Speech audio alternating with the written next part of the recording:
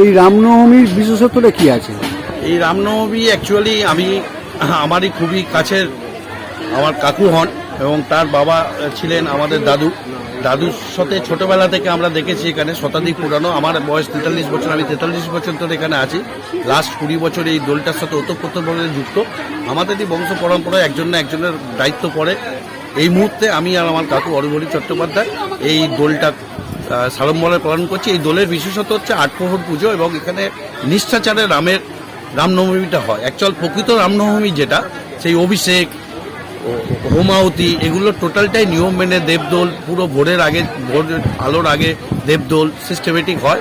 এবং এখানে একটা বড় বিশেষত্ব হচ্ছে এই রামনবমীতে আশেপাশে কোথাও মৌমাছির চাক না থাকলেও ঠিক চাঁচরের দিন মৌমাছি আসে এখানে, এবং কোথা থেকে আসে আমরা জানি না, কিন্তু চাঁচরের দিন মৌমাছি আসে। এটা বিশেষত্ব।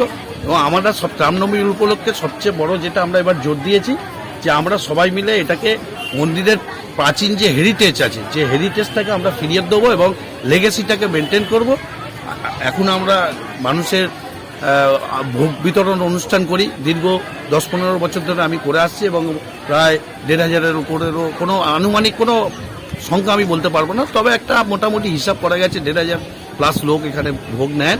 এবং আগের দিনও আমাদের একটা ছাঁচর ধুমধাম করে হয়। আগামী দিনে এই রামনবমী আবার যাতে এই ক্যাম্পাসটা একটা সুন্দর পরিবেশ ফিরে আসে, সেটাই আমাদের লক্ষ্য। আশা থাকবে সবাই আমাদের সাথে সহযোগিতা করবে এবং রামনবমীর যে মাহাত্ম্য, যে হেরিটেজ, সেটা আমরা। নমস্কার, এটা আমার এক দাদুর সম্পর্কে। তার নাম রামহরি চট্টোপাধ্যায়। তাকে সবাই এলাকার লোকেরা হরি ভাই বলে জানতেন। তা তিনি বিয়ে থা করেননি, তিনি সারদা মার প্রত্যক্ষ শিষ্য ছিলেন এবং তিনি এই মন্দির স্থাপনা করে এখানে চিকিৎসা করতেন এবং এখানে থাকতেন।